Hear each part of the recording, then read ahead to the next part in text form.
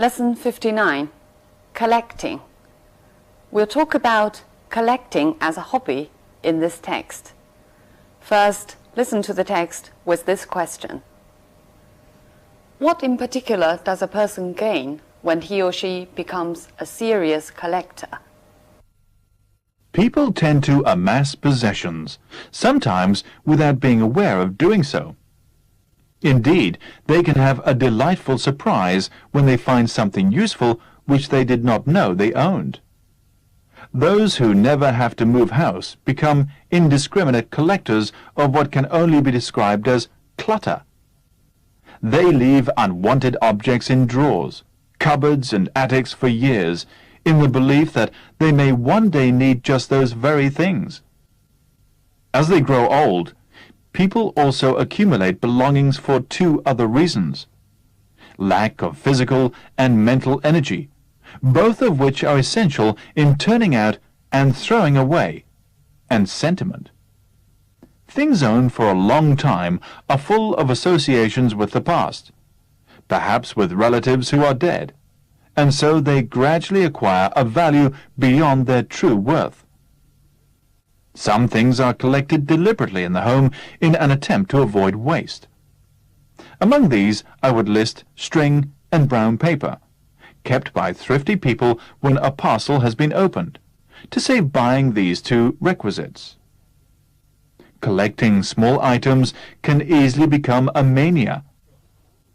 I know someone who always cuts sketches out from newspapers of model clothes that she would like to buy if she had the money. As she is not rich, the chances that she will ever be able to afford such purchases are remote, but she is never sufficiently strong-minded to be able to stop the practice. It is a harmless habit, but it litters up her desk to such an extent that every time she opens it, loose bits of paper fall out in every direction. Collecting as a serious hobby is quite different and has many advantages. It provides relaxation for leisure hours, as just looking at one's treasures is always a joy. One does not have to go outside for amusement, since the collection is housed at home. Whatever it consists of, stamps, records, first editions of books, china, glass, antique furniture, pictures, model cars, stuffed birds, toy animals, there is always something to do in connection with it, from finding the right place for the latest edition to verifying facts in reference books. This hobby educates one not only in the chosen subject, but also in general matters which have some bearing on it. There are also other benefits. One wants to meet like-minded collectors, to get advice, to compare notes, to exchange articles, to show off the latest find. So one's circle of friends grows. Soon the hobby leads to travel, perhaps to a meeting in another town, possibly a trip abroad in search of a rare specimen, for collectors are not confined to any one country. Over the years, one may well become an authority on one's hobby, and will very probably be asked to give informal talks to little gatherings, and then, if successful, to larger audiences. In this way, self-confidence grows, first from mastering a subject, then from being able to talk about it. Collecting, by occupying spare time so constructively, makes a person contented, with no time for boredom.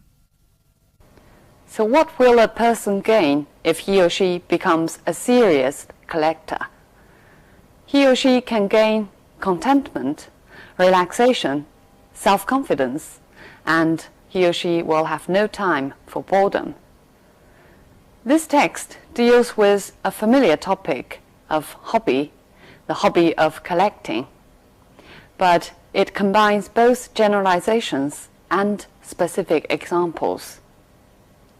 The author actually puts the collectors into 3 groups, each paragraph focusing on one particular group. The first paragraph is about indiscriminate collectors. Old people are among them who are unwilling to get rid of things because they don't have the energy or because of sentiment.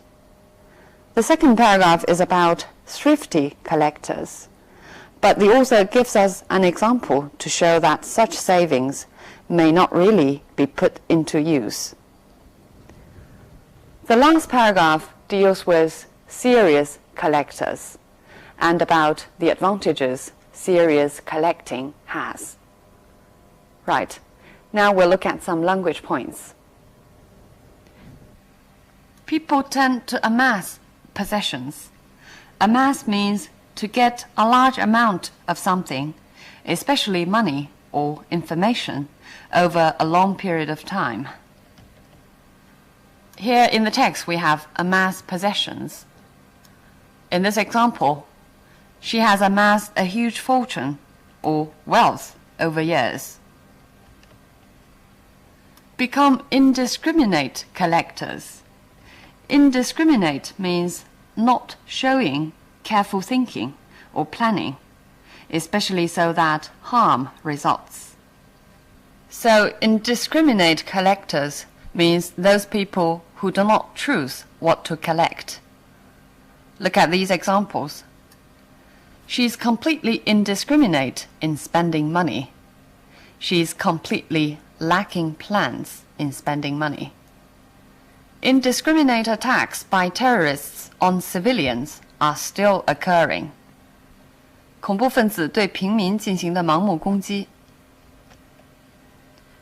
In turning out and throwing away. Turning out here means taking things out. Look at one more example. The boy turned out his pockets and found a few coins and a sticky sweet. 把口袋里的东西掏空。Two reasons include lack of energy and sentiment. Sentiment means feeling or thought, opinion, based on a kind of feeling. For example, a critical essay should not appeal to sentiment.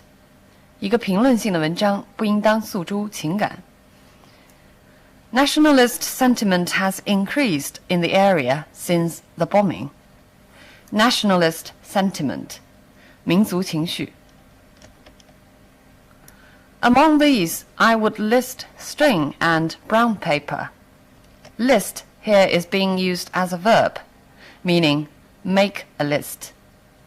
For example, I've listed my key points on the handout. I've put my key points in a list on the handout. The guidebook lists the top 10 tourist attractions in Beijing. The guidebook provides the list for the top 10 attractions. Two requisites. Requisites are usually used in plural form. It's a formal way of saying the necessary conditions. Here it refers to the fact that these two things, string and brown paper, are necessary things for packaging. Look at this example.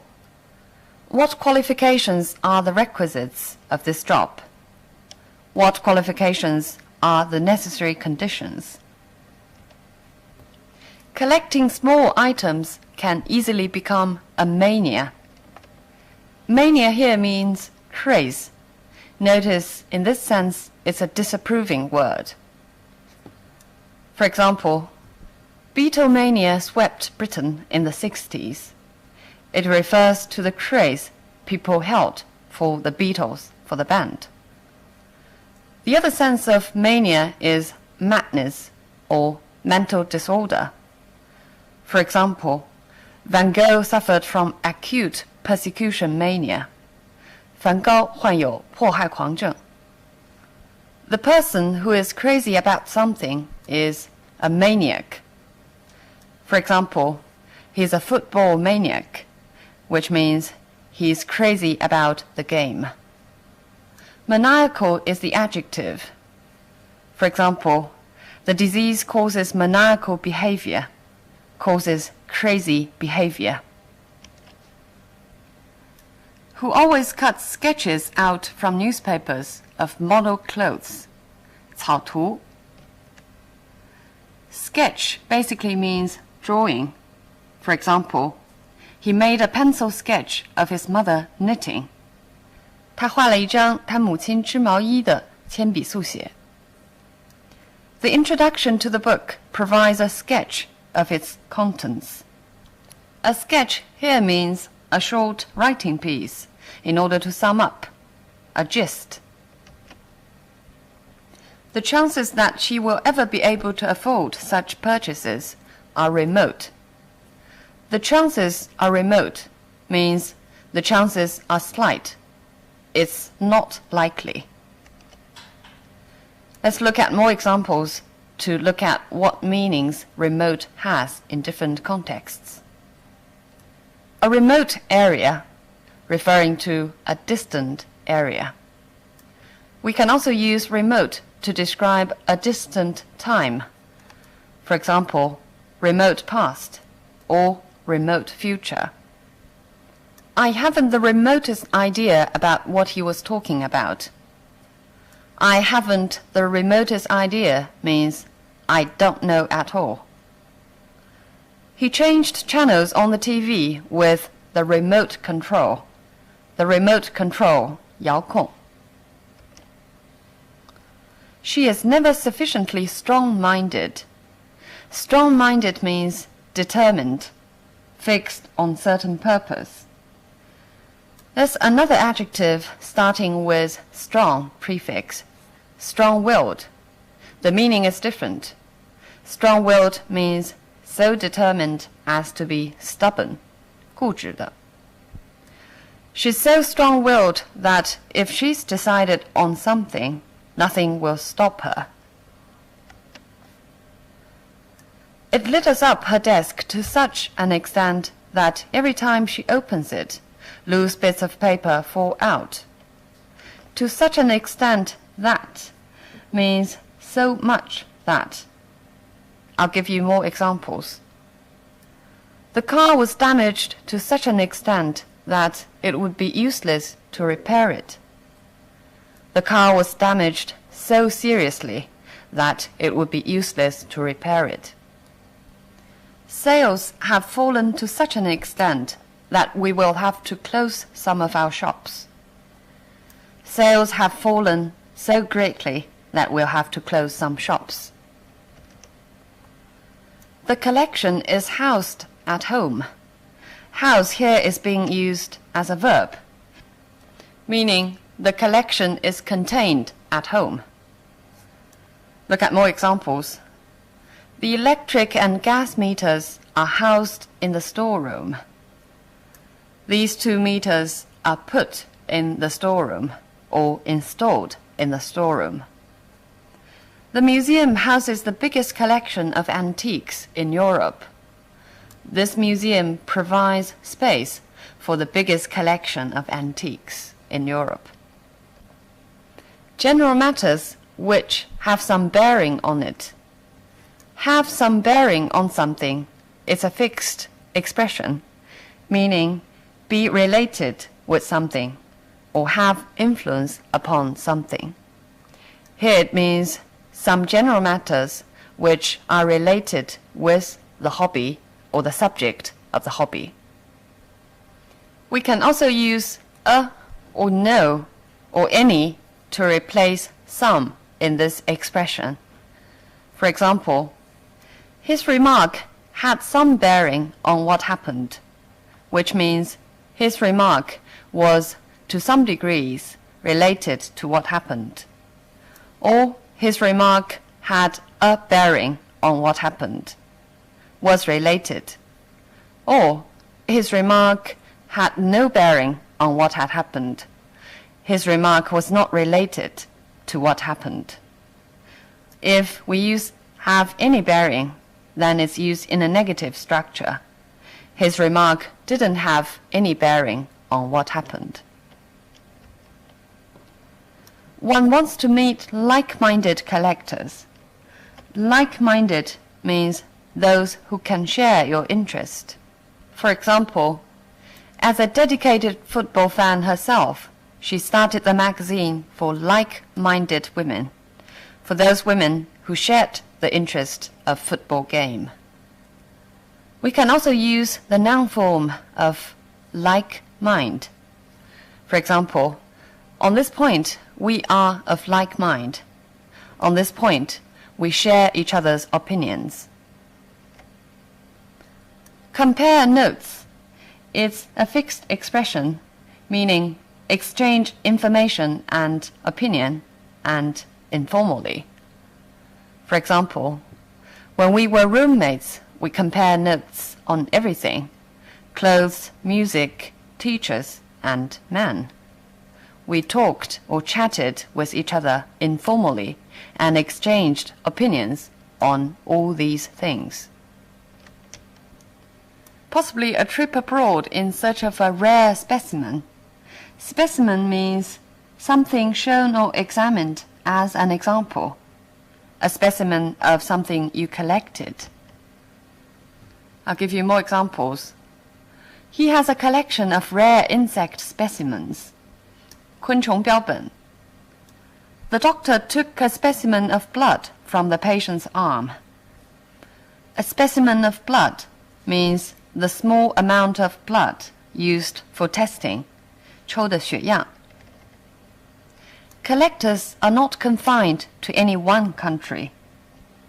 Be confined to means be limited in.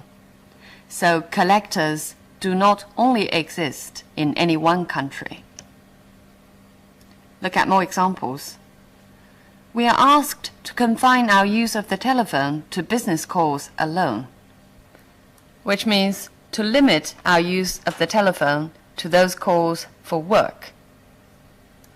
This attitude seems to be confined to the upper class. Only the upper class holds such an attitude. One may well become an authority on one's hobby. An authority here means an expert on one's hobby.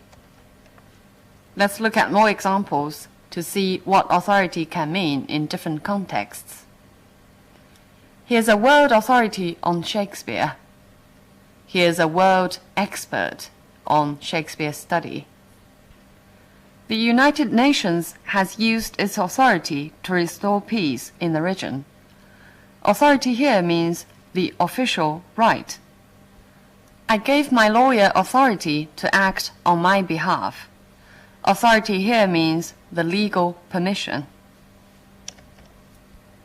Finally, let's look at how the author lists things and describe things in a range or in a process in this text. Whatever it consists of, stamps, records, first editions, china, glass, antique furniture, etc., there is always something to do in connection with it, from finding the right place to verifying facts in reference books. So here, whatever is the object of consist of, and then this long list provides examples for whatever.